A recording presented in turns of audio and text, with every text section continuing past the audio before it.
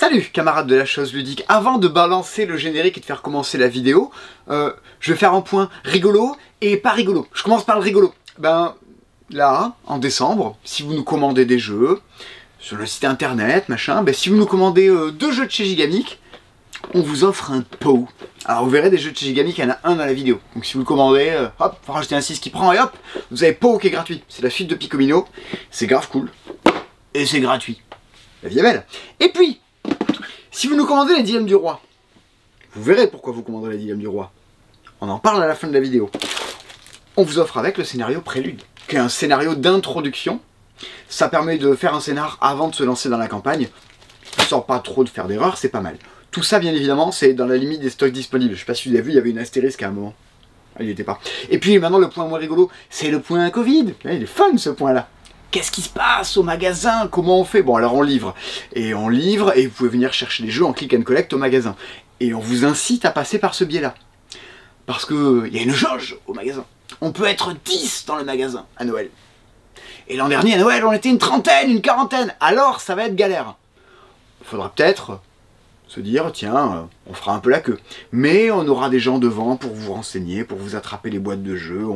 On est inventif à ce niveau-là. Le dernier truc, c'est que on va pas préparer des paquets cadeaux toute la journée qu'on aurait manipulé. On va essayer de faire le plus soft.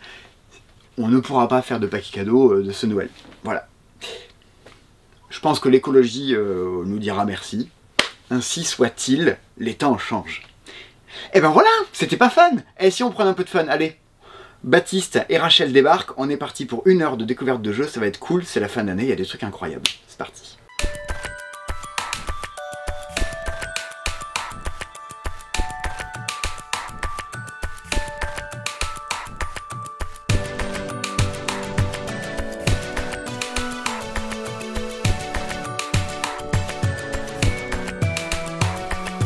Bonjour et bienvenue dans la Team Bordeaux à Toulouse.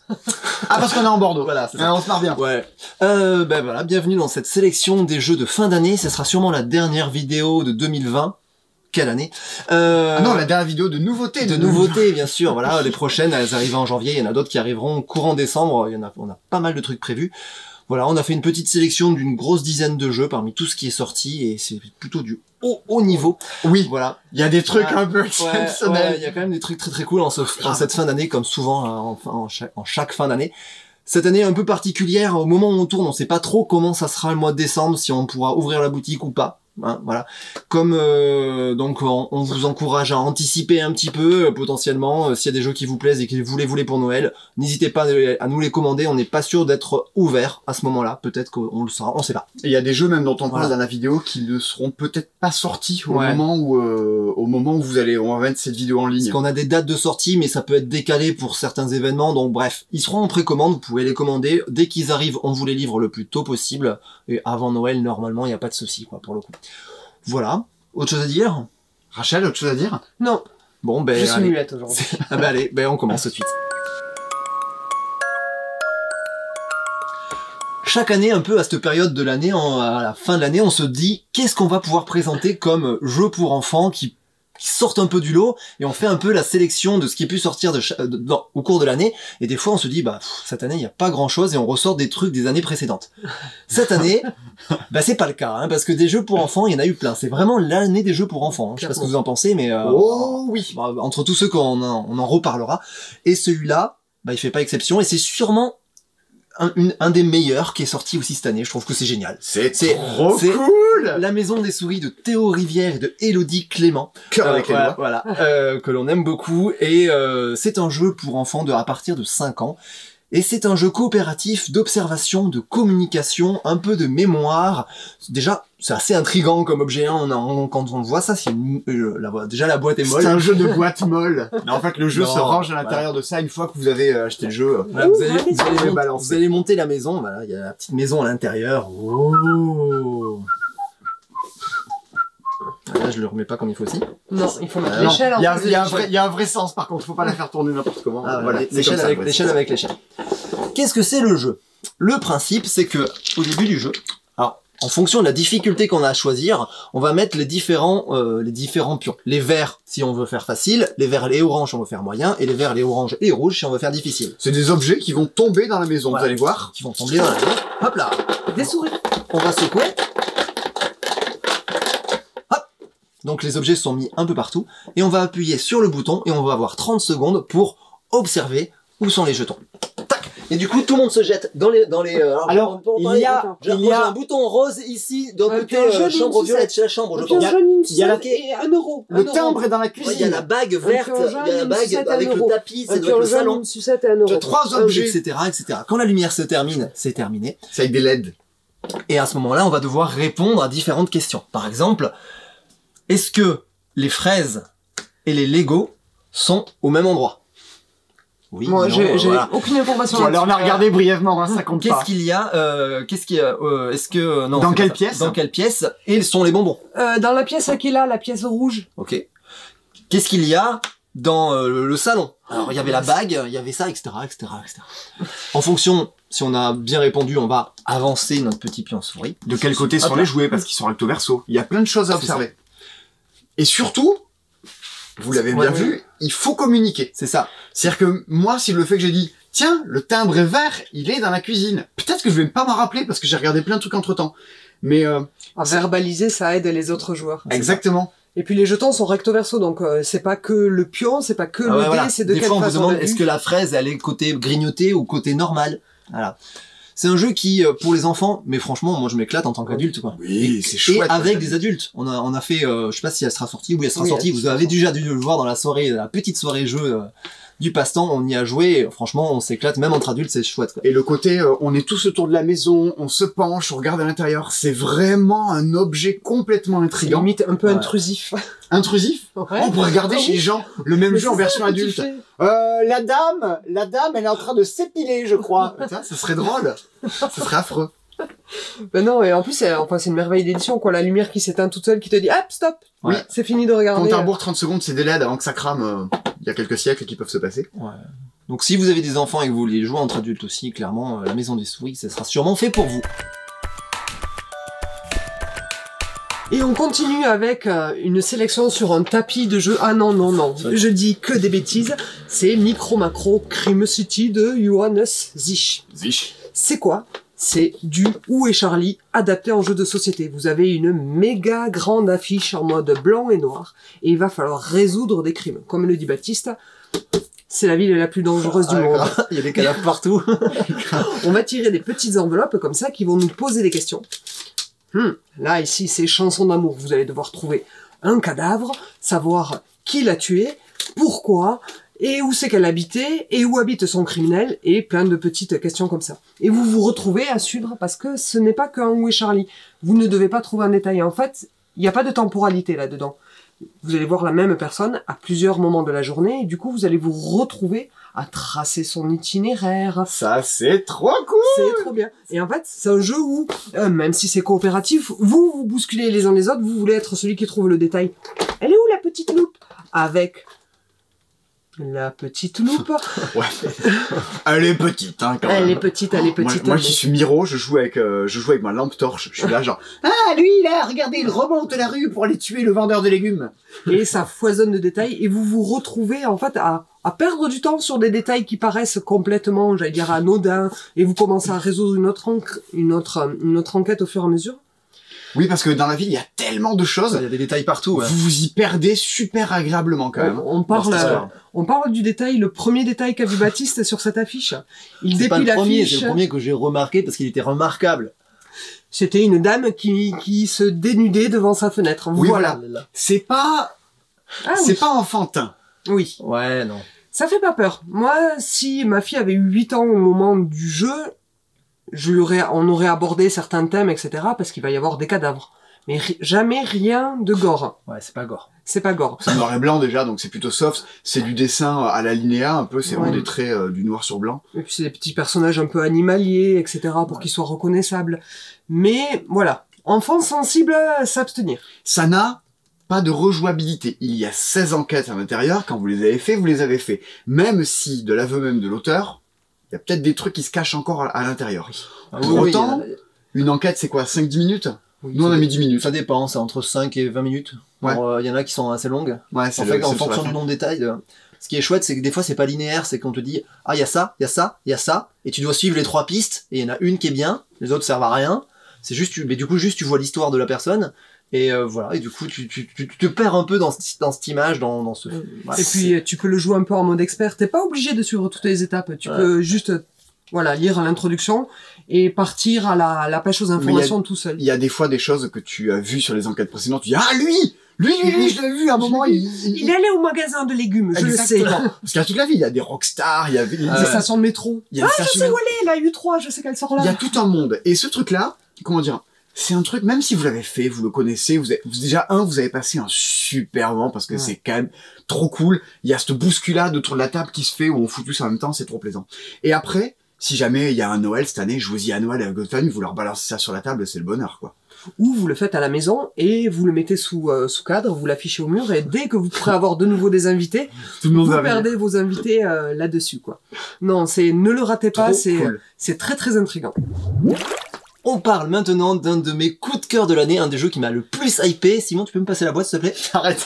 Franchement, c'est dégueulasse de faire ça en vidéo. Je l'ai passé à une pote et je l'ai pas ramené, d'accord. Et voilà. On n'a pas de boîte de pour la reine. Je vais l'incruster ici entre mes mains, à peu près là. Ting. Je suis désolé. Voilà. Non, mais bon, c'est pas très grave, il y a pas besoin de montrer tout le matériel, au contraire, parce que justement, en fait, le jeu, c'est pas vraiment un jeu. En fait, c'est un jeu où il y a pas de but du jeu, donc en fait, est-ce qu'on peut appeler ça un jeu de société s'il y a pas de but du jeu? S'il y a pas de gagnant? S'il y a pas de perdant? Oh, si on passe un bon moment ensemble, Ouais, ça ok. reste un jeu. Ça reste Ça un reste jeu. un jeu de société. On s'est amusé. Quand même plus un jeu de rôle. Ah ouais. C'est complètement l'entrée dans le jeu de rôle, dans le côté roleplay pour arriver à raconter des choses, à raconter des histoires, à créer des histoires. Il y avait Il était une fois, il y avait Oui Seigneur des Ténèbres. Mais ça n'a pas l'implication, ça n'a pas l'immersion, ça n'a pas la densité que peut avoir pour la reine, quoi, pour le coup. Et c'est quoi le but du jeu? Alors, il y en a pas. Le principe de Pour la reine, en fait, c'est un jeu narratif collectif. On peut même pas appeler ça coopératif parce que c'est juste collectif. Où le principe, c'est que vous êtes une escorte de la reine, en fait. Vous allez avoir plein de reines différentes. Et c'est ça qui va justement axer l'histoire. Parce que si vous avez une reine démoniaque, si vous avez une reine plus une espèce de druidesse, ou alors la reine d'Angleterre, enfin, ça va vraiment changer le cours de l'histoire, pour le coup. Et vous êtes une escorte de cette reine et vous allez tirer des cartes au fur. Qu'est-ce qu'il y a? Rien, tu es l'escorte, ça nous fait marrer, c'est tout. Ah, mais on a 4 ans, hein, ces vidéos, Oh ça là tape là. pas haut, le niveau, attention. Vous allez tirer des cartes et qui vont vous faire parler. Par exemple, vous avez amené quelque chose de dangereux pour la reine avec vous. Qu'est-ce que c'est? Voilà. Alors vous pouvez choisir d'y répondre. Au contraire, vous pouvez dire, bah non, moi je vais pas y répondre. Tiens, toi, réponds-y. Et la personne peut dire, bah non, moi ça m'intéresse pas. Je vais la passer à quelqu'un. On peut même carrément squeezer complètement la carte. Il n'y a pas du tout d'obligation. C'est totalement libre. On fait ce qu'on veut en fait. C'est-à-dire qu'on va créer l'histoire de façon commune. C'est souvent le problème dans tous ces jeux de narration dans lesquels on vous demande d'avoir du bagou, de rajouter des choses. Vous vous sentez toujours obligé d'être drôle, de faire quelque chose, et c'est la magie de Pour la reine de vous dire, allez hop, ça je m'en vais, je m'en affranchis, ou je veux pas qu'on parle de ça. Les joueurs sont très très libres à l'intérieur, et c'est très plaisant quand on demande aux gens de se mettre en avant, de leur laisser une porte de sortie. On a fait une vidéo justement dans la dernière soirée jeu du passe-temps. Allez la voir, on va mettre le lien par là. Et allez la voir, ça donne une bonne idée de ce que peut être une partie délirante. Quoi. Une partie délirante de Pour la reine. Mais en fait, voilà. c'est ça, c'est que t'en fais un peu ce que tu veux de ce jeu. Si t'as envie que ça soit complètement loufoque, tu peux inventer une histoire loufoque. Si t'as envie que ce soit mélodramatique, tu peux inventer une histoire mélodramatique. Les joueurs en font ce qu'ils veulent, quoi. C'est ça. C'est un outil avant tout, quoi. Mais c'est un outil qui laisse en souvenir. Quand on termine la partie, on s'en rappelle des parties. Ça laisse un goût de reviens-y, un côté de, wow, on a passé un bon moment, même s'il n'y a pas de but du jeu. Dans la soirée jeu du passe-temps, les gens disaient, je comprends rien pour la reine. Mais parce qu'il n'y a rien à comprendre. Il n'y a pas de règle du jeu. Il n'y a pas de but du jeu. Voilà. Et au-delà de ça, c'est vraiment du jeu d'apéro. C'est-à-dire que c'est pas un jeu dans lequel on vous demande d'installer vraiment des choses, de vous mettre autour d'une table. C'est un jeu que vous jouez dans un canapé à l'apéro, vous tirez des cartes. Alors, machin, qu'est-ce que vous inventez l'histoire au fur et à mesure. Ça demande l'implication qu'on vous demande est très faible. Et heureusement, c'est ce qui en fait le bonheur aussi. Et on continue cette sélection avec un jeu familial stratégique que je suis content de voir arriver parce que premier avantage, ça vaut 25 € et c'est de la hauteur d'un Takenoko en petit jeu familial et tactique. C'est un jeu de Benoît Turpin et Alexandre Émérite, Benoît Turpin qu'on aime beaucoup, auteur toulousain. Du coup, Simon qui nous sort son t-shirt du Festival du jeu de Toulouse. Oui, c'est un truc préhistorique, les festivals de jeux, ça existait avant, mais ça existe plus. Mais pour que vous voyez son logo, il a mis le t-shirt à l'envers. Vous le voyez, hein? Dites-moi que vous le remarquez. C'est moche. Mon Dieu. Préhistorie, c'est un jeu qui se passe à la préhistoire. Tiens, prends la boîte. Ok. Que vous allez voir, c'est tellement pas français. C'est très très beau. En fait, vous avez des plateaux creusés et vous allez venir récupérer des petites peintures rupestres façon Tetris de la gauche vers la droite et vous allez essayer avec ça de remplir plein d'objectifs. Vous allez essayer de faire des lignes, des colonnes, d'entourer votre chaman au milieu, d'atteindre les coins. Et ça va être une course. Il faut être le premier à se débarrasser de ces petits jetons totems. Comment ça va se passer? En fait, on a des cartes numérotées en main. Et on va choisir... C'est les chasseurs. Lesquels on prend. Pour la manche. Moi, je vais en jouer 2. Allez, moi je mets tous. Moi, j'en mets qu'un. Et on révèle. La plus petite valeur passe en premier. C'est moi, j'ai mis le 1. Qu'est-ce que tu pars? Je vais chasser ce tout petit bison tout seul.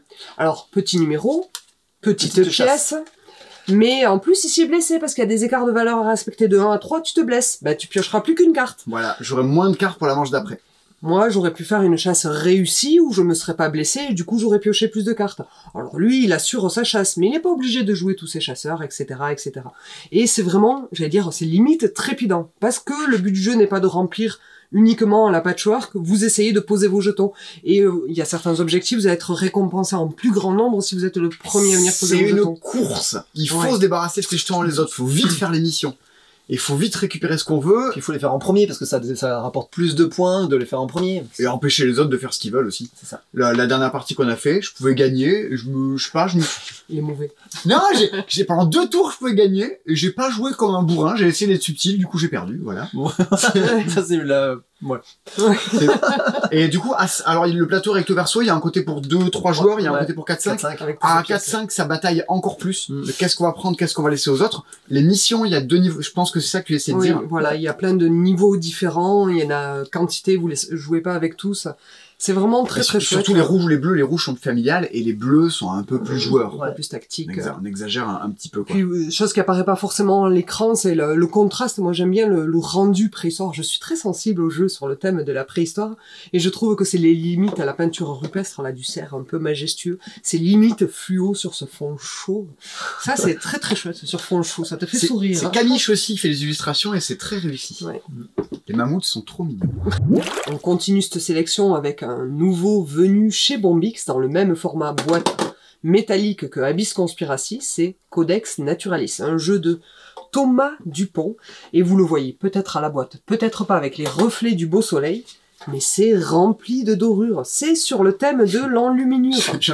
J'ai fait ça avec une carte, je me prends reflet du soleil dans les yeux, je dis ça brille. Ça brille beaucoup. Ça brille beaucoup. L'édition est vraiment chouettos. Et c'est chaque couleur, puisqu'il y a 4 couleurs dominantes, c'est sur un thème en particulier. Vous avez le rouge sur les champignons, et il n'y a pas 2 cartes similaires, enfin si, il y en a quelques-unes quand même. Les violets sur les insectes et approchants. Prêtre montre religieuse. Ouais. Regarde-moi ce cerf majestueux comme il est beau. C'est trop belle. Ouais, tu as vu. Et c'est un jeu à quoi? C'est un petit jeu tactique dans lequel vous allez poser des cartes en quinconce, une sorte de maillage pour... 1, marquer des points quand vous posez des cartes, et 2, viser les missions, les objectifs de la partie. C'est important de dire que chaque joueur a son propre maillage. Exactement. On joue des cartes à chaque tour, on en joue une chez nous, et on repioche. C'est très simple. Je joue, je pioche. Je joue, je pioche. Boum. Les règles sont expliquées en claquant des doigts. Sauf que, quand même, il va falloir poser les cartes sur les coins. Et pour cela, il va falloir que le coin soit disponible, parce que vous voyez, il y a des cartes avec les coins qui vont se bloquer. Et c'est en ça que c'est malin, c'est que vous essayez de remplir les différentes conditions, collectionner des papillons, arriver à faire des diagonales de couleurs, mais si ça se trouve dans votre maillage, à un moment donné, à vouloir tout faire, il va y avoir, vous allez être englobé de coins non disponibles. C'est ça, vous allez vous coincer vous-même en fait, si vous jouez pas assez de cartes avec assez d'emplacements disponibles. Et du coup, des fois, vous allez gaspiller vos cartes et c'est bien dommage. Allez jouer sur leur verso. Ben oui, les cartes, elles sont recto verso. Parce que le verso, tu vois, il y a plus qu'une ressource, mais elle offre au moins 4 coins disponibles. Ça se joue aussi bien à 2 qu'à 3 qu'à 4. C'est très bien à 2. Oui. Et il y a un petit côté course. Moi, j'aime les jeux de course. La partie s'arrête dès qu'un joueur atteint 20 points de victoire. Boum, dernier tour. Et on regarde qui c'est qui a été le plus malin avec cette toute petite édition. Vous avez une mission secrète, il y a des missions visibles au centre de la table qui vous demandent de poser des cartes dans un certain ordre, d'accumuler un certain nombre de ressources chez vous. Il y a des cartes quand vous allez jouer qui vont dire tu marques un point par parchemin, par plume que tu as chez toi. Donc on va jouer aussi en fonction des objectifs qu'on a reçus qui vous guident un peu, ce qui fait qu'on n'est pas perdu dans la partie. Comme toujours chez Bombix, c'est marrant, on en parlait avant la vidéo, c'est un jeu par an, et c'est toujours un truc super soigné. Au cordeau, quoi. Ouais, au cordeau. Et gloire à ceux qui peuvent, c'est un luxe que n'ont pas tous les éditeurs, qui peuvent ne sortir qu'un jeu par an. Ça permet d'avoir des choses de cette qualité-là, et ça, vous y faites très facilement jouer à tout un chacun. C'est, on approche de Noël, petit à petit. C'est un truc qui fait super plaisir à offrir, parce qu'il y a un émerveillement des yeux, et puis un émerveillement du jeu quand on y joue. Ouh, c'était beau. Elisabeth Hargrave, l'autrice de Wingspan, était ornithologue. Et du coup, je vous le donne en mille, le mec qui a fait Paléo, il est archéologue. Hop. Et du coup, c'est pertinent. Paléo, c'est un jeu d'aventure coopératif et préhistorique. Avec des cartes. Je remets ça de côté. Hop. Qu'est-ce qui se passe dans Paléo?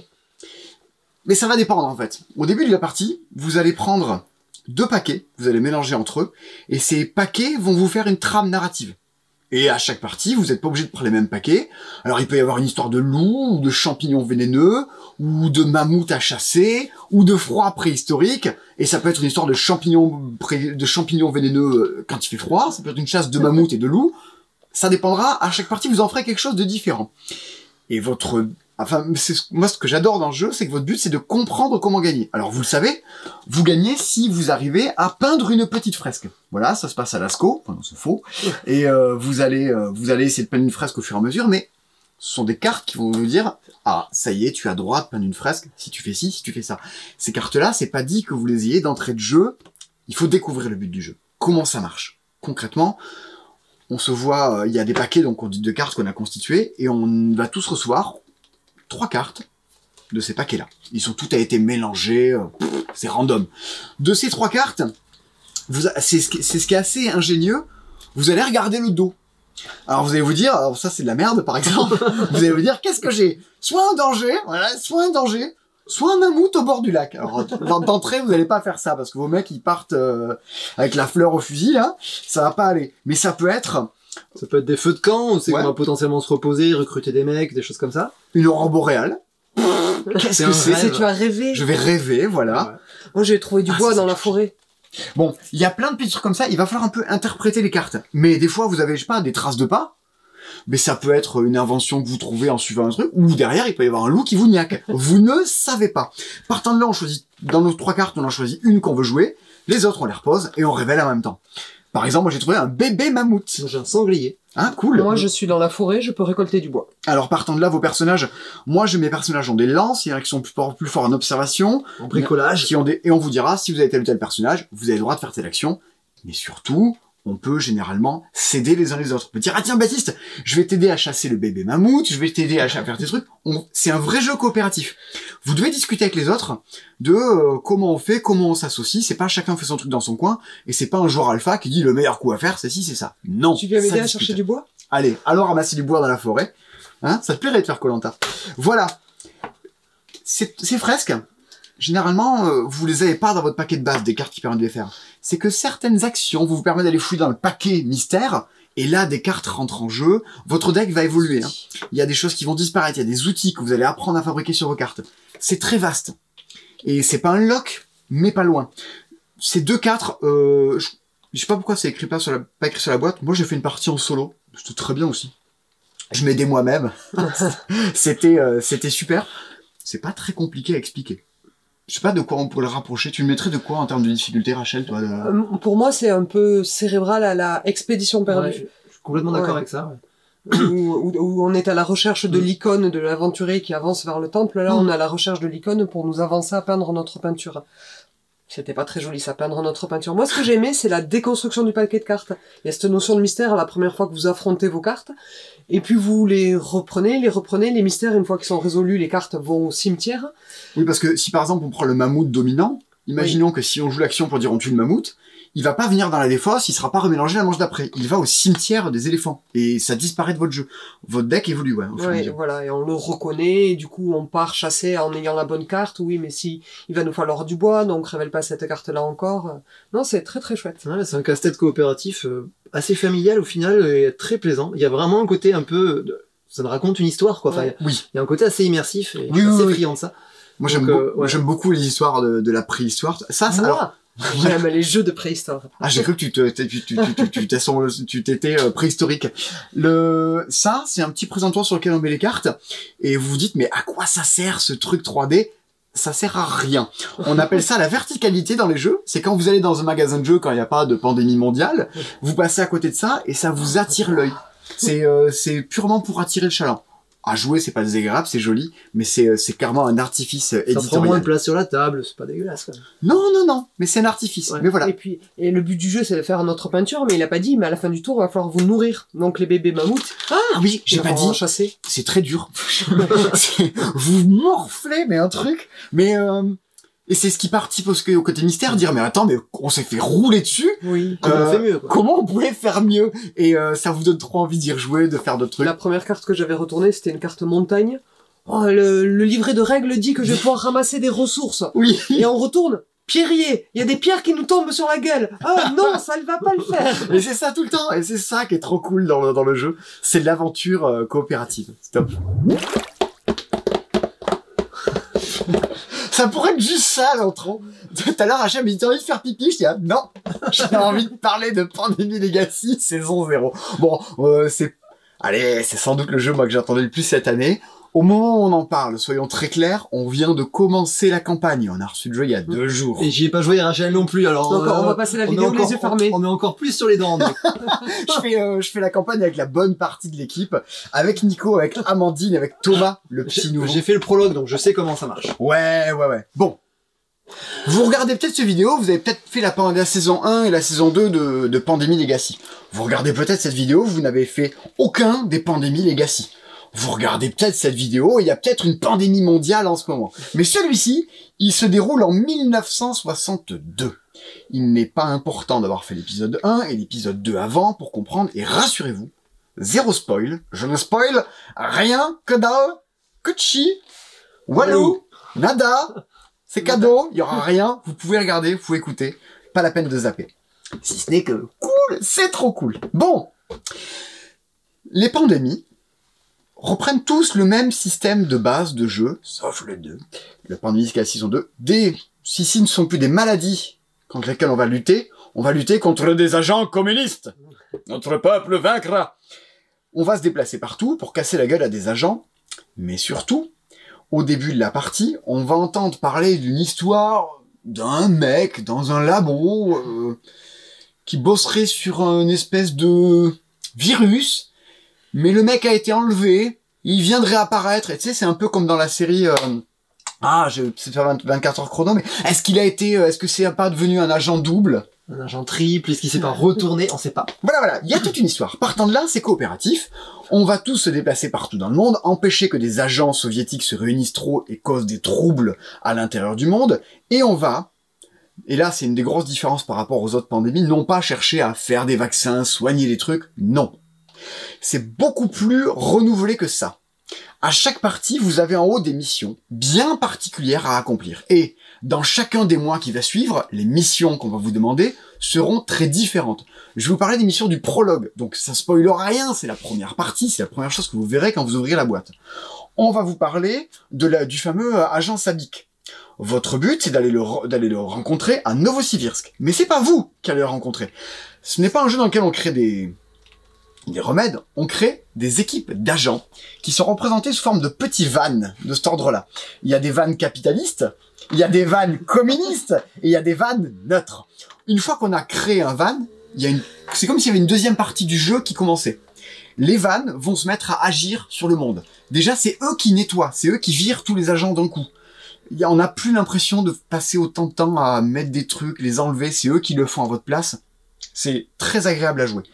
Et en plus de déplacer vos agents, vous allez maintenant déplacer les vannes, ce qui fait encore plus de maillage à couvrir partout. Votre cerveau réfléchit à encore plus de choses, et il y a moins l'inertie de je suis dans tel coin du monde.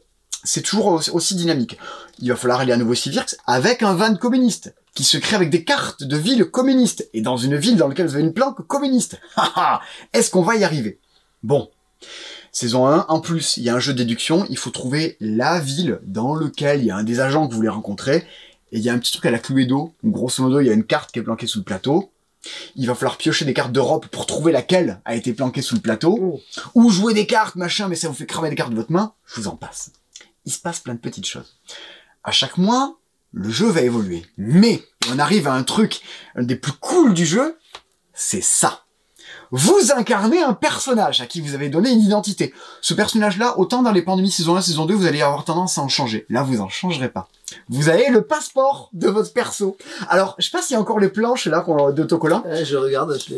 Alors, je vais vous ouvrir juste certaines pages parce que je peux pas tout vous montrer parce que le jeu, j'ai déjà commencé à le faire évoluer un peu. Vous allez vous créer la gueule de votre perso. Et vous allez, par exemple, ici, j'ai 3 passeports, il y a 3 pages. Alors, par exemple, ça c'est la page de mon personnage américain qui s'appelle Peter Smith. Je cache des trucs. Ça c'est la page de Pierre Durand quand il est en territoire neutre. Et mon personnage va être Piotr Bjorkanovitch quand il est en territoire communiste. Il est borgne avec une mitre. Bon voilà. Votre personnage va beaucoup évoluer au fur et à mesure du jeu. Vous risquez de le perdre, il risque de mourir. Vous avez des enveloppes top secrets. Il y a toute une histoire qui va se dérouler au fur et à mesure. On va vous raconter des histoires de guerre, de seconde guerre mondiale, enfin de guerre froide. Le scénario est un peu attendu, mais on s'attend à des retournements, des choses comme ça. Est-ce qu'elles y seront? On vous le dira. Je pense qu'on fera en mars, sans doute, une vidéo sur les jeux Legacy. Parce qu'entre-temps, moi, j'aurais fini la pandémie Legacy, je veux dire, la pandémie sera terminée. Non, celle-là, oui, mais pas la nôtre. J'aurais sans doute terminé. On aura avancé dans les dilemmes du roi. Il y aurait eu Clank Legacy, il y aurait eu Ion Sand Legacy. On pourra faire des comparatifs de tout ça à ce moment-là et revenir un peu plus sur la campagne. Ouais, on va jouer. En plus de travailler, hein, il se passe plein de choses. Et on en saura plus sur qu'est-ce qu'est le protocole lapin. Oui, il y a le protocole lapin. On sait pas ce que c'est. Et celui-là, il m'éclate. Je sais pas ce que c'est, mais il m'éclate. Ouais. Il y a des décisions. Vous croisez des gens, on vous demande alors. Vous lui parlez pas. Le jeu a 8 fins différentes. Selon Tom Weisel, un reviewer américain. On sait pas où est-ce qu'on va aller. La promesse est immense. Le cœur du jeu de base est très cool. Et c'est encore une autre façon de jouer à Pandémie. Bon, c'est super enthousiasmant. Suivez-nous sur Instagram. On fait des stories, tout ça, qui ne spoilent rien pour vous partager un peu notre enthousiasme, des choses comme ça, et des petits éléments. Bon. Pour nous faire baver surtout. No spoil, no spoil.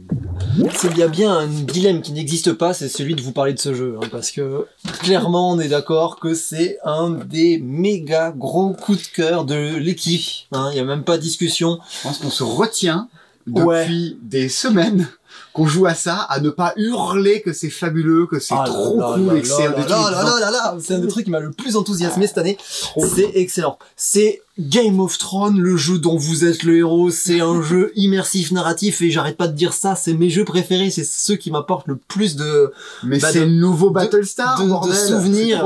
Ouais, il y a un petit côté comme... Enfin, c'est une dimension... Alors, sous ces airs de fait sous Paint ou Excel... Hein, ah ouais. C'est un tableau. C'est un tableau, mais c'est très lisible et franchement, ça nuit pas du tout au jeu parce que les illustrations, on va en retrouver un petit peu sur les cartes. La carte qui est fournie de l'univers fait que ça apporte un petit peu de gaieté, enfin un petit peu de graphisme en tout cas. On joue pas sur un tableau Excel, on n'a pas du tout l'impression de passer au-delà du graphisme très austère. Déjà, expliquons de quoi il retourne avant de dire. J'y viens. Qu'est-ce que c'est les dilemmes du roi? C'est qu'à chaque tour, il va y avoir un dilemme. Le roi, on va avoir un dilemme. Par exemple, sans spoiler, hein, il y a des moulins qui sont attaqués par des brigands. Est-ce qu'on envoie l'armée ou pas? Non, si on envoie l'armée, on va gagner de la bouffe parce qu'on va sauver les moulins, mais on va potentiellement perdre de la puissance militaire. En revanche, si on laisse les moulins se faire cramer, on garde notre puissance militaire, par contre, on va perdre de la bouffe. Voilà. Vous voyez un peu le truc.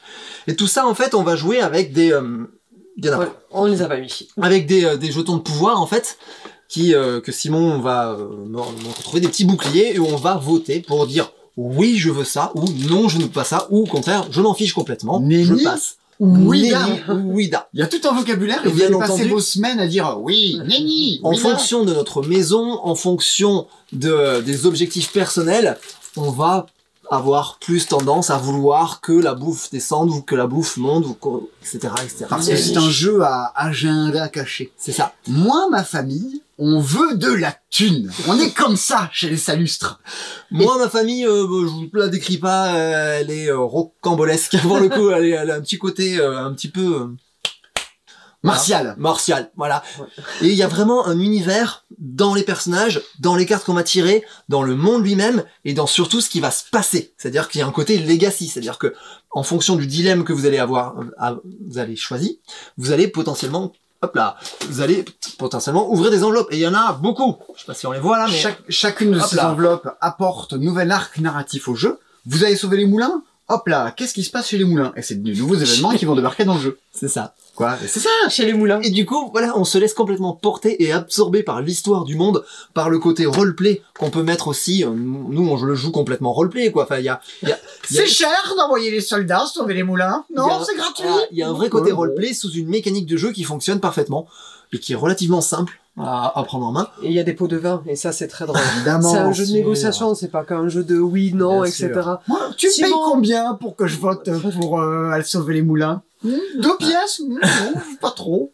C'est vraiment un jeu de tirer les ficelles pour atteindre votre objectif. Moi, je vous parle pas de ma famille parce que je garde secret mon objectif qui a un Oui. petit au fait narratif. Je me le garde secret. C'est donc 15 parties, a priori. Plus ou moins, c'est pas fixe. Mais Et on a un but à accomplir au fur et à mesure de la campagne, une espèce de but légendaire. Et on ne connaît, moi, à ce jour, je ne connais pas le but légendaire des autres joueurs autour de la table. On fait la campagne à 5 et je pense que ça gagne à être joué à 4 ou 5. ouais. Alors, c'est pas un méga jeu pendant la pandémie où on n'est pas forcément 4-5. Pour l'instant, nous, c'est un des trucs vraiment, on est hors sol. Quand on joue à ça, on se regarde, on se dit, waouh, c'est tellement cool, c'est surprenant. Chopez-le. Et même si vous y jouez pas cette année, vous l'aurez. Et l'an prochain sera la promesse de vous dire, c'est à ça qu'on veut jouer en 2021. C'est au dilemme du roi. Ouais, carrément. Il y a, voilà. Moi, il me tarde qu'une chose, c'est de savoir ce qui se passe après, quoi. c'est, Moi qui adore Battlestar, les jeux d'intrigue, les jeux retournement de situation, c'est ça. Tu l'as dit au début, l'univers. Au début, quand on lit la règle, il y a 3 pages, un peu comme dans un bouquin. c'est On du lore, dit, ouais. dans le royaume de là, au nord, les gens sont comme ça, au sud, ils sont comme ça, et il y en a 3 pages. On se dit, mais ça sert à quoi? Mais ça sert que des fois, on dit, c'est un émissaire envoyé de telle région. Telle région? Qu'est-ce qu'ils font dans la région? Qu'est-ce qu'ils sont Et là, quelqu'un entend, ils sont très portés sur l'or. Sur l'or? Oui, très bien. Ouida, nenni. Il y a des autocollants, machin. Ah, il y en a pas qu'un peu, hein. Tout ça, c'est des autocollants qu'on va pouvoir coller, et je pense qu'on va pas en coller le tiers. Puis il y a des surprises en plein milieu. La mécanique de La jeu qui est de mécanique, voter oui, non. Il y a des moments, Ouais. elle est cassée par des ouvertures d'enveloppes, par des sortes de mini-jeux, Ouais, de des trucs. événements, des choses qui se passent, ouais. C'est totalement enthousiasmant. On est hors sol quand on joue à ça. On est entre nous et ça discute. J'en dis rien tellement je veux gagner. Je risquerais de gâcher, Voilà. de me divulgacher. On pourrait s'attendre aux réactions des gens. Alors, voilà, il y a ça aussi. On pourrait s'attendre, parce que moi, je veux toujours de l'argent. Mais en plus de notre famille, on reçoit une sorte d'objectif secret à chaque partie. Et peut-être que ma famille veut ça, mon objectif secret dit autre chose. Ça va en frustrer certains. Parce que le jeu, il y a des situations dans lesquelles c'est pas toujours gagnable. Moi, il y a des parties dans lesquelles les événements n'influent pas sur l'or. Et là, qu'est-ce que je peux en faire? Non, je m'en fous, j'ai passé tellement un ça. excellent moment. Moi, c'est ce que je dis. Moi, je cherche pas à gagner ou à perdre. C'est juste à faire vivre ma maison et à faire vivre et à agir en fonction des maisons des autres, des événements et de voir l'univers qui se déroule comme ça. C'est juste génial, quoi. Voilà, c'est du jeu de rôle en plateau avec une mécanique. C'est trop bien. C'est vraiment trop bien. Ouais, ça marquera l'histoire des jeux, je pense. Clairement. Depuis qu'on a viré dans nos vidéos le fait de dire c'est des jeux familiaux, c'est des jeux experts, il y a eu 2-3 commentaires en retour de dire oui, je suis pas content qu'il y ait plus de jeux experts. Non, on n'a pas dit ça. On disait que dans les vidéos, on ne classait plus, on mettait pas des noms dessus. Oui, c'est ma chemise afghane. Elle est top, non? Parce que vous avez remarqué que j'ai changé de costume en fonction des jeux? Bien. Pax Pamir, c'est peut-être le truc le plus fat auquel j'ai joué cette année. Oui. Et on a eu un gros débat avant le début de la vidéo de dire mais est-ce qu'on en parle de Pax Pamir? Pourquoi on n'en parlerait pas? En fait, le jeu est excellent. Mais ça, vous voyez cette vidéo là, qui va être vue par 50 000 personnes, un truc comme ça. Ce jeu s'adresse à 200 personnes en France. Vous êtes 200, mais les 200 à qui ça s'adresse, Merveille, Bijoux et compagnie. Mais c'est que 200, attention, hein, on est sur du gros jeu. Pax Pamir, déjà, il y a un truc, c'est l'auteur de Route. C'est Cole Wehrle, c'est bien avant Route qu'il fait Pax Pamir, et les Pax sont toute une série de jeux de cartes, et assez interactifs généralement entre les joueurs, où on construit un tableau de cartes. Pax Pamir, apprêtez-vous à voyager, vous allez débarquer dans un coin, vous pensiez pas y foutre les pieds dans votre vie, et hop, on est dans l'Afghanistan, autour du 13 ou 14e siècle. Non, 18e. 18e, ça a l'air vieux, quand vous y jouez. Toi, t'as pas lu le texte sur les cartes. Hein. Alors si, j'ai pas arrêté. Mais il y a des mecs qui ont l'air vieux comme Hérode. Bon. Qu'est-ce que c'est Pax Pamir? C'est un jeu d'affrontement qui se passe donc en Afghanistan, on l'a dit. Par quel bout le prendre? Parce qu'il faut bien le prendre par un bout, cette histoire. C'est un jeu de haute lutte et de haute interaction qui va se jouer donc avec des cartes. Le cœur du jeu n'est pas très compliqué. À votre tour, vous faites 2 actions qui sont, dans les 3 quarts du temps, piocher, et vous payez 0, 1, 2, 3, 4, 5 pièces, ou jouer les cartes devant vous. Je sais jouer. Voilà. Vous incarnez chacun une petite peuplade. Vous avez des couleurs. Moi, je suis les dorés, tu es les gris, tu es les bleus. Mais nous avons prêté allégeance à une faction étrangère. Les Russes, les Britanniques ou les Afghans. Ça peut être notre faction à nous. Et il va se faire toute une lutte d'influence. Vous voyez le plateau? Vous allez avoir votre tribu pour dire on s'est installé là et là et là. Et ça, ce sont les troupes. Ça, ce sont des troupes et ça, ce sont des routes qui vont se déployer sur le jeu. Votre but dans Pax Pamir, c'est que la faction pour laquelle vous avez décidé de jouer, qui peut être les Afghans, les Britanniques, les Russes, soit celle qui prédomine sur le plateau à partir du moment où dans le paquet, une carte de domination va débarquer. Parce qu'on achète les cartes, il faut bien s'imaginer que c'est décalé et que de nouvelles cartes débarquent. Et que régulièrement dans le jeu, il y a des événements, mais il y a surtout des cartes de domination qui, je ne comprends pas pourquoi, sont restées dans la boîte. Voilà. Quand elles tombent, on va regarder est-ce que c'est vous qui êtes le plus là, machin, machin. Donc, c'est la bataille. Partant de là, votre allégeance, vous allez même pouvoir en changer pendant la partie. Si vous vous dites, ou dis donc, il y a plein de Russes, faut que j'y aille. Coucou, j'aime bien les Russes, tout à coup. Je change de veste, comme bon, toi. Alors, elle change de veste. Alors bon, ça vous coûte un peu, cette histoire, c'est compliqué. Ce qu'il faut voir, c'est que vous êtes obligé de regarder en permanence ce que font les autres. Parce qu'on peut s'envoyer des espions sur les cartes des adversaires, pour leur péter la gueule. Parce que l'argent dans ce jeu a quelque chose de très important. On commence tous avec une somme d'argent. Mais l'argent qu'on a au départ, c'est ce qu'ils appellent un jeu à somme nulle économiquement. L'argent va être dépensé sur les cartes, récupéré par d'autres. L'argent va circuler entre les joueurs, mais la monnaie ne va pas être détruite, ne va jamais repartir à la banque. Rends la monnaie, Baptiste. Vous allez vous menacer, vous tuer, regarder ce que font les autres, déclencher des conflits en fonction de quelle est l'influence politique qui a cours dans le pays. Est-ce qu'il y a plus une politique martiale, économique, culturelle? Bon. Plein de trucs à faire. Je n'ai jamais joué à un truc qui me demande à ce point-là de regarder ce que font les autres. Quelles sont les cartes qu'ils vont pouvoir acheter, déclencher, est-ce qu'ils vont changer d'allégeance, où est-ce qu'ils vont apparaître. Et il faut se dire un truc, lorsqu'on compte les points, si jamais quelqu'un a 4 points de plus que quelqu'un d'autre, boum, il gagne la partie aussitôt. Et ça, c'est un jeu qui ne laisse pas de place à l'amateurisme. C'est-à-dire que les premières parties, toi tu sais ce qui est arrivé sur ta première partie. La première partie, ouais. Premier décompte, quelqu'un qui vous met 4 points de victoire dans les dents, boum, mort subite. Faut pas jouer avec un joueur d'échecs à ce jeu-là qui a très bien compris les règles. Ouais, voilà. Faut relancer une partie. Faut relancer une partie. Il y a une courbe d'expérience assez énorme. Des cartes, il y en a 150 dans le jeu. Chacune a une illustration qui vient c'est des muséographes qui les ont envoyés. C'est des véritables illustrations historiques. Et vous avez tout un petit texte sur qui est ce mec-là. Qu'est-ce qu'il a fait dans son époque. C'est le véritable wingspan de l'Afghanistan. Vous en apprenez plein sur ce qui se passe à l'époque. À cette époque-là. Vu que c'est un gros jeu de lutte, d'influence, dans lequel on se regarde, on se manipule, on change d'allégeance, des allégeances, il y en a 3, à 2, c'est moins bon. Mais comme c'est l'auteur de Route, il a prévu un automate qui va jouer contre vous et qui va simuler les autres factions, les autres joueurs qui sont pas là pour vous pourrir la vie. Ce qui fait que le jeu est également un jeu solo. Et qui a priori, le mode solo, qu'on n'a pas testé, tient la route. L'édition, vous l'avez vu, c'est très particulier, mais c'est canon. Ça, c'est des petits pions, et vous le voyez, enfin, vous pouvez pas les manipuler, mais c'est de la pierre. C'est de la fausse pierre, comme on la retrouve dans Tobago ou dans les nouvelles éditions de Tikal.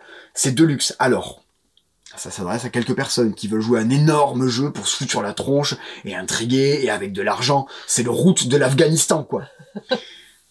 Ça jouera à 4 ou 5. Mais ces gens-là, si c'est vous, allez-y, quoi. C'est trop bien, trop extraordinaire. La courbe de progression est immense. Bon, je pense que c'est un truc qu'il faut défendre, comme quand on défend des livres. Certes, on peut faire des vidéos qui parlent à 50 000 personnes, mais voilà. Il faut quand même qu'on puisse dire, attention, ça, le loupez pas. Bon. Par contre, si on joue à jouer le prix, vous allez déchanter. Hein. Ça coûte cher cette chose-là. Je crois que c'est de l'ordre de 80 € de mémoire, quoi. 80 €. Ouais, c'est cher. Mais la première fois qu'on y joue, que je demande à mon chéri, mais à ton avis, ça vaut combien ça? Parce que j'avais besoin de son avis. Et je lui donne le prix, il est pas plus surpris que ça, parce qu'il se demande sur des jeux comme ça, comme sur Route, justement, si on récompense pas quelque part le travail de création ludique, la réflexion, le temps que ça a pris. Est-ce que l'auteur gagne plus sur la boîte pour autant? J'espère. J'espère. Parce que pour avoir sorti Pax Pamir et Route dans sa vie, oui. Chapeau. C'est le repêche. Alors, historiquement, en fait, ce jeu n'aurait jamais dû être à la repêche s'il n'y avait pas eu Simon. Parce que, en fait, on a tous beaucoup aimé. Bruno a beaucoup aimé, Amandine, tout. Bruno! Mais oui! Mais bien sûr! Même mon copain a bien aimé, tous les gens me déçoivent. Mais en vrai, tout le monde a bien aimé, sauf Simon. Alors, du coup, on l'a mis dans la repêche, mais du coup, on va y aller franco pour dire que c'est bien, parce que c'est bien. Ouais, c'est un bon jeu. Hein, Rachel, c'est bien. Oui, c'est très bien, c'est très, Ah, très Simon, bon. c'est bien, non, c'est l'horreur. Bon, allez-y. Allez-y, expliquez aux gens. Vous ferez votre avis. Mon avis n'est pas universel sur la question, mais allez-y, racontez. Qu'est-ce qui se passe dans Calico, ce jeu horrible avec des chats? Ben alors, c'est d'abord un thème, certes kitsch, mais très assumé dans une magnifique édition. C'est quoi? C'est un jeu où vous allez faire des courtes pointes et vous allez essayer de faire la courte pointe la plus mignonne pour que des chats viennent s'y poser dessus. Courte pointe, c'est un plaid, c'est ça? C'est un plaid, c'est du patchwork, c'est du kilt mais avec un cul. Mais continue, t'arrêtes pas, c'est gênant. Alors qu'est-ce qu'il faut faire?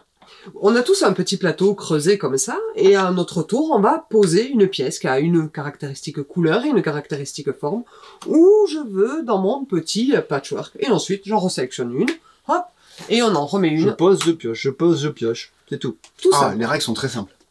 Mais là où il se passe vraiment quelque chose, vous pouvez le jouer de manière paisible, mais il va y avoir plein de choses à prendre en compte. Dès que vous avez mis 3 tuiles de la même couleur côte à côte, vous récupérez un petit bouton qui vous rapportera des points à la fin de la partie. C'est le seul truc simple du jeu. 3 couleurs rouges à côté, un bouton rouge. Il y a des objectifs chats. Par exemple, ce chat-là va me dire si j'arrive à mettre 4 tuiles De ce côte à symbole côte, ou de ce symbole, ouais. de ce symbole ou de ce symbole côte à côte, boum boum boum, un chat qui vaut 7 points vient se poser Sur sur mon une de patchwork. mes tuiles. Et vous dites miaou. Non, on dit pas miaou. Nous, c'est on pas disait crié. miaou au moins. Au moins, on se marrait. Et il y a des petites tuiles au centre de votre plateau qui vont vous dire il faut que tu arrives à faire 2 triplés de couleurs ou 2 triplés de forme, etc. Forcément, vous ne pourrez pas tout faire, mais vous allez faire au mieux. Et puis de toute façon, je le répète, c'est pas sorcier. Je joue. Je repioche. À toi, Baptiste. Voilà, pareil. Qu'est-ce que tu reproches au jeu? Alors, Simon je ne comprends pas, moi, la légèreté que vous pouvez avoir en jouant à ce truc. Alors, on pioche, on joue. Les règles, c'est simple. Mais voilà. De suite, vous retrouvez un truc. Alors, il faut qu'il y ait 4 fois la même et 2 différents. Et vous pouvez faire la mission 2 fois. C'est-à-dire, vous pouvez faire 4 couleurs et 2 couleurs. 4 couleurs, 4 motifs, 2 couleurs, 2 motifs. Déjà, votre cerveau commence à dire, ah, ça pique un peu. Ensuite, on vous dit, mais il faut mettre les mêmes couleurs à côté. Ah oui, en plus, oulala. Et en plus, il y a Léo, Tibi, Théotlot, là, les chats, qui me disent, aligne-moi tout ça sur des trucs. Mais c'est l'enfer. Tu saignes, mais moi j'ai un boulot dans la vie si j'ai envie de me faire mal au cerveau. Je suis d'accord, c'est un peu brain, mais franchement, moi j'ai joué comme toi, et j'ai tout optimisé, mais je jouais avec une pote qui jouait que les couleurs, et elle a passé un super moment. Bon, elle a pas gagné, mais elle a passé un super moment. Et t'es pas obligé de jouer en mode brain si tu veux. Mais le jeu te demande ça. Le jeu te dit, mais t'es pas, oui, zéro, t'as pas fait ça, mais zéro. non, c'est-à-dire que tu peux faire que les couleurs. Il y a écrit couleur ou forme. Bah, tu fais que les couleurs ou que les formes. Et tu gagnes pas, et tu passes pour le Non, mais reste tu de peux la table. gagner avec les boutons. J'ai vu ma Ouais, fille gagner avec bien les sûr. boutons. Parce que dès que tu as Stratégie réussi que à bouton. collecter toutes les couleurs, tu gagnes un petit bouton arc-en-ciel. Ma partie bouton, je fais 60 et les autres font 64, 63. Non mais moi c'est un jeu. Alors, vous savez, Ta partie bouton. ma partie bouton, alors ça je peux marquer des points. Moi j'adore les jeux de vieux. Les Skijo, les Quirkle, les Lucky Numbers, les jeux auxquels tu joues avec tes grands-parents. Mais alors ça, j'ai l'impression de devenir vieux en y jouant. C'est lent, t'es dans ton coin, il se passe rien. Et alors l'autre, il pioche sa tuile. Alors, là, il y a la mission. Tu t'ennuies. Mais non, ça va vite, parce que t'en as 2 devant toi, t'en pioches une, donc en général, tu la poses, tu sais déjà ce que tu vas jouer au tour d'après, tu repères ce que fait, tu le prends immédiatement, tu le poses, y a pas de temps mort. C'est rapide. Enfin, franchement, une partie, on a joué en 25 minutes à 3. Mais c'est pas ça, ça peut se durer 25 minutes, mais t'as l'impression de vieillir. C'est un jeu France 3. C'est... L'écoutez En plus, pas.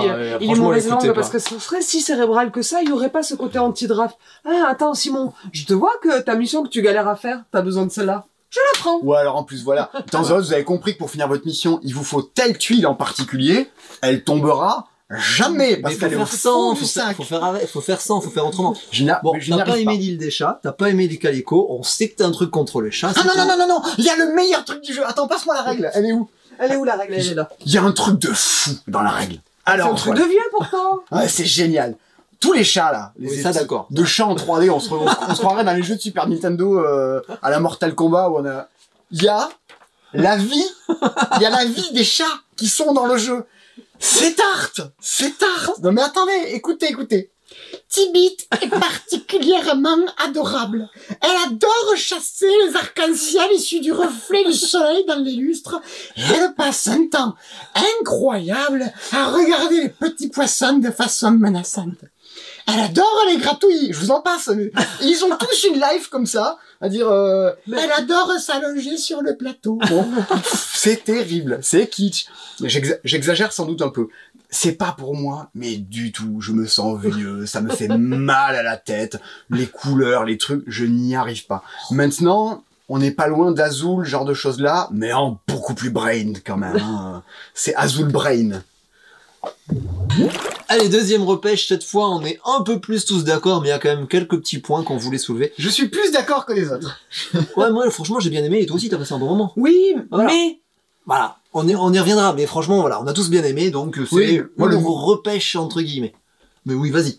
Du coup, qu'est-ce que c'est Écosse? Écosse, le continent original. C'est un jeu de John Dickler, qui est l'auteur de Mystic Vale. Et de Space Base. C'est un peu plus anecdotique, ça ne parle qu'à Aurélien, qu'on salue. Mais moi j'ai bien aimé, mais le thème... Bon bref, Écosse, le continent original. Vous savez, si vous regardez la chaîne depuis un petit bout de temps, parce que vous êtes abonné, parce que vous aimez bien les jeux, vous savez qu'on surkiffe un jeu qui s'appelle Augustus. Augustus n'existe plus, de Paolo Mori. Écosse, c'est Augustus, le jeu de plateau. Ça reprend la même mécanique très originale de base. Oui, Rachel. Alors pourquoi il n'a pas du tout il n'a pas du tout fait un petit remerciement à l'auteur d'Augustus? Alors ça c'est le truc qui est pas cool. Quand vous c'est pas interdit de prendre un jeu, de le faire évoluer, de se l'approprier. Il y a une élégance qui aurait pu être dans la règle de dire ce jeu est librement inspiré de Augustus. C'est pas grave, c'est inélégant. Voilà, c'est dit.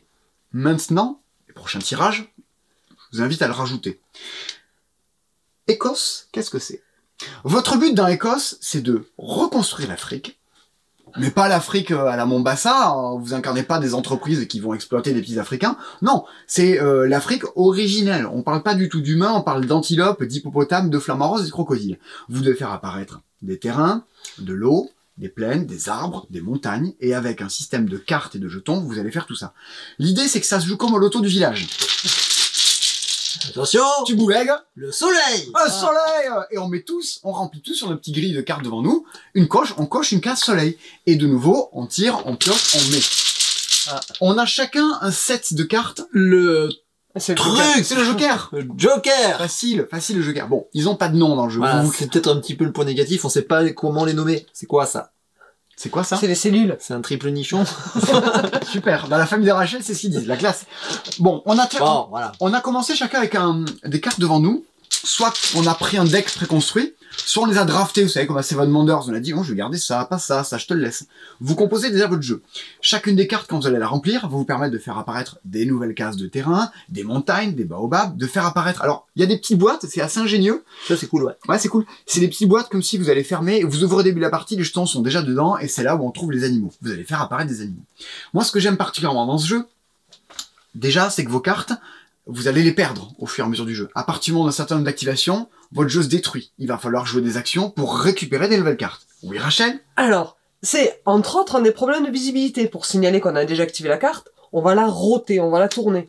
Mais si j'ai oublié ce qu'elle fait ma carte, ah, attends, qu'est-ce qu'elle fait? Quand elle Vous allez avoir des torticolis, attends. Je gagne 2 triples cellules et une eau et je rejoue une carte. Mais quelle mauvaise foi. Vous, évidemment, votre carte, elle commence déjà lisible. À partir du moment où vous la tournez, c'est que vous l'avez déjà jouée, donc vous la connaissez. Non, J'ai pas trouvé ça bien. Franchement, Et ce que t'as fait, toi, comme astuce, c'était pas idiot. Oui. Vous prenez n'importe quel autre élément de jeu. Ouais. Et vous mettez, imaginez 4 cubes dessus. Et à chaque activation, vous enlevez un cube. Quand il n'y a plus de cubes, vous la balancez. Ça vous permet d'éviter de la tourner. D'accord. Je pense, il y avait plus Ouais, ça. non, comme ça, c'est plus lisible. Partant de là, votre jeu, je vous l'ai dit, se détruit au fur et à mesure, il va falloir récupérer des nouvelles cartes. Et les cartes, vous le remarquerez vite, sont séparées en 2 tas, des cartes assez simples à activer, avec des effets de construction, ça, et des cartes un peu plus majeures. Et moi, c'est ce que j'aime particulièrement dans ce jeu, c'est qu'il y a toujours un point culminant. Vous commencez déjà avec votre deck préconstruit ou quoi, avec une carte qui, vous le savez, est plus chère, mais beaucoup plus majeure. Par exemple, ça c'est génial, vous jouez contre un joueur qui fait apparaître des flamants roses ou des antilopes, il a des points s'il les déplace, s'il les regroupe. Mais vous, votre carte maîtresse, c'est les guépards. Ouais. Et à un moment, guépard, et je me déplace et je bouffe tout ce que t'as construit.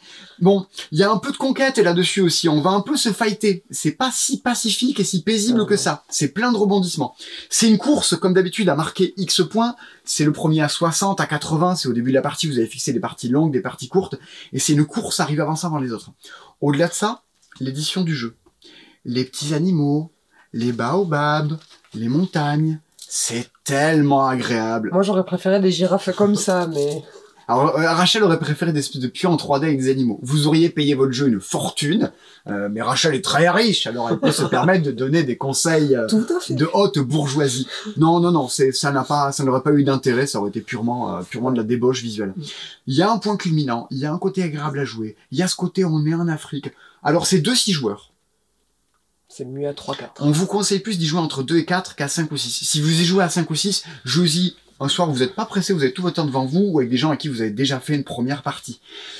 Le côté simultané de on pioche, on joue, évidemment, vous râlez, un soleil! Et ça ne bouge pas, c'est immuable dans les jeux de loto, et c'est toujours aussi enthousiasmant, mais il y a une vraie profondeur stratégique derrière. Il y a des vrais choix de cartes, il y a des vrais choix d'interaction sur le plateau. Oui, certes, les cartes tournent, il faut les suivre, machin... C'est des petits défauts, mais... Oui, mais il fallait les souligner. Oui, voilà. Parce que, certes, j'ai souligné pas mal de problèmes d'édition, mais le point culminant qui décrit, je l'ai vécu, nous, c'était les hippopotames chassés, puis les antilopes, le guépard qui arrive. Et ça, les règles du jeu ne vous le racontent pas, et quand vous le vivez, c'est fantasmagorique, c'est très très chouette. Avec Kitara, c'est 2 jeux sur l'Afrique sortis récemment, ça fait du bien un peu de voyager, ne serait-ce que sur des plateaux, c'est très plaisant. Voilà, c'était les 10 jeux qu'on a retenus sur cette période-là, parmi les X jeux auxquels on a joué. En mettant les jeux comme ça autour de la table, on s'est regardé, oulala, il y a du c'était fat, il y a du gros jeu, dis donc. Bon, on parle de la maison des souris, pour arriver à Pax Pamir, je veux dire, c'est comme si vous aviez, Boulet Bill et l'intégrale de Proust, quoi. C'est un truc assez éclectique. Bon, on vous l'a dit, mais pour nous, il y a des trucs assez majeurs dans cette sélection-là. Ouais, bon, voilà. Truc vraiment qu'il faut pas trop louper. Ça tombe bien, ça va être Noël à un moment. On tourne cette vidéo, on est le combien, là? Le 15. Le 15, on est le 15 novembre. Dans la semaine, il y a des journalistes de Capital qui viennent nous voir. Alors oui, qu'est-ce qu'ils viennent faire là? Ils cherchaient des commerces qui ont réussi à faire du digital. Alors ils sont venus nous voir, nous. On sait pas du digital. Ah, super. On sait pas ce que ça va donner, on sait pas ce qu'ils vont débarquer. Bon, vous verrez, hein, ça sera diffusé le 13 décembre de mémoire. Voilà, si vous voulez nous voir autre part que sur YouTube, vous pourrez nous voir à la télé. On sait pas du tout à quoi s'attendre, parce que oui, pendant cette période de confinement, vous pouvez nous acheter et nous vendre des jeux. Et donc, ils vont nous... Ils ne vendent pas tellement, mais... Ah non, vous ne vendez pas de jeux. Bon, on vous en vend. Et vont filmer tout ça. Voilà. Est-ce qu'on va passer pour des gros salauds de capitalistes qui se font de l'argent sur notre dos? J'espère pas quand même, parce que... En tout cas, c'est pas l'idée, hein. Parce qu'au moment où on tourne quand même, on est dimanche, faut le dire. Ouais. Les jours de repos se font souvent assez rares, et même si on arrive à limiter la casse pendant tout ça, ça se fait, on va pas se le cacher, au détriment de notre repos et à grand coup de travail acharné. Et donc ça, c'est jamais des choses qui tombent du ciel. D'ailleurs, si vous aimez bien ce qu'on fait, vous pouvez nous soutenir, et on vous remercie d'être assez nombreux à le faire. Oui, on est plus de 50 000. Oui, on est 50 000 abonnés à avoir un peu plus sur la chaîne. Ouais, du clairon et des trompettes. On est Voilà. presque 10 000 sur Instagram. Ouais. Mhm. Et on Ça est va. presque 1700 sur Twitch. C'est cool. Ouais. Bien. Un peu plus de 2000 sur Discord, voilà, bam, une avalanche de Ouais. chiffres. Et Voilà. suivez-nous sur tout ça. Voilà. Insta toujours Rachel. Oui, mais pas Rachel que. toujours Insta. Ouais, toutes les reviews. Personne fait du TikTok dans l'équipe, là? Non. Non, j'ai essayé, j'ai créé le compte déjà, mais... Voilà. On vous Ça fiche la espère. paix, on n'est pas sur TikTok, voilà. Là, au Ouais, moins, vous tous pouvez les dire. jeudis soirs, normalement, je suis sur Twitch sur différents trucs, sur différents jeux, différentes expériences. Vous pouvez venir, il y aura des petites. Tous les vendredis Petites soirs, annonces. il est sur Koh-Lanta. C'est moche. Et le dimanche 13 décembre, on sera sur M6, sur Capital, voilà. Hein. Voilà. J'avais que des horreurs à dire, j'en dirai pas plus. Bisous les amis, abonnez-vous, tout ça, likez, partagez. Salut. Salut les gens.